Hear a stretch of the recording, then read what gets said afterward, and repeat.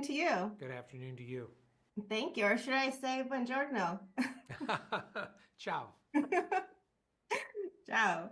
Well, congratulations on this film. I got a chance to watch it last night. Palms were sweating, so I'm curious to know how much sweating did you do throughout this film? Because I'm sure you were put through quite a bit. How many ounces would you say? I would say that the experience that you have watching the film is very similar to the experience of making it. It is. It was quite an effort, and we were never quite sure how things were going to turn out. So I'm just relieved that I'm relieved that we managed to pull it off safely. But you're also part of the writing process, so you kind of have an idea what you're getting yourself into. I do. I have some idea, but we never stop at the plan. We never let the plan get in the way of a better idea.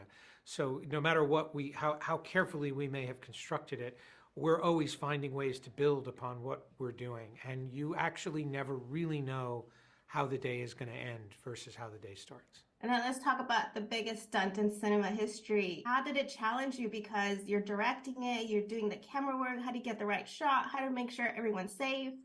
It, So much going on. it depends on how deep a dive you want to do into that. We rehearsed it extensively. We built the ramp in a quarry in London, but obviously that's not on the edge of a cliff.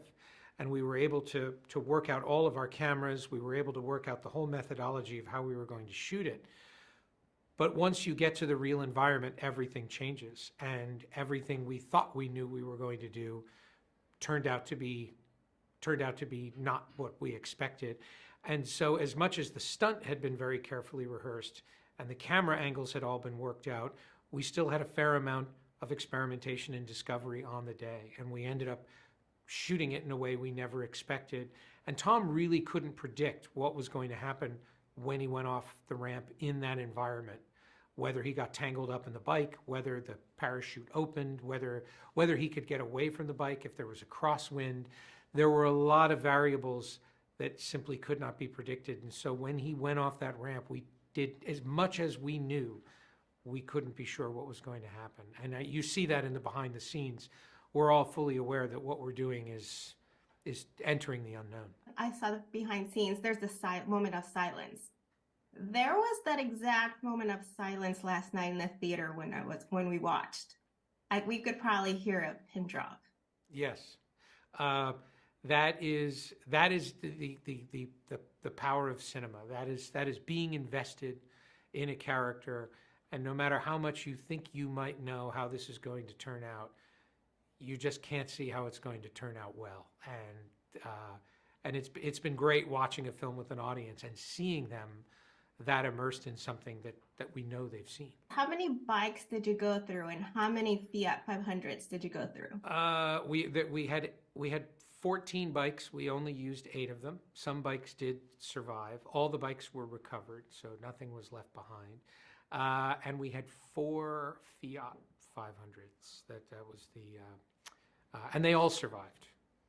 They're very robust cars, those Fiats. I have to tell you, we really put them through their paces, and they were tough little cars. Tell me about bringing in Isai Morales as the villain. Yes, Isai is somebody that Tom has known going all the way back to the very beginning of his career. They were friends back in the mid '80s when Isai and Sean Penn were doing Bad Boys together, and Tom was doing Taps. And he's somebody we've talked about a lot over the years. And then when I saw him in Ozark, I thought he was a really extremely effective and powerful antagonist in the story. What I especially love about him is that he's elegant. There's nothing sinister, or he doesn't need to sell it to be a very intimidating character. And he just glides through this movie. He's an extremely light touch, and it's been phenomenal working with him. He's a very, very talented actor. Before you signed on to direct Mission Impossible films, which one would you say was your favorite? I,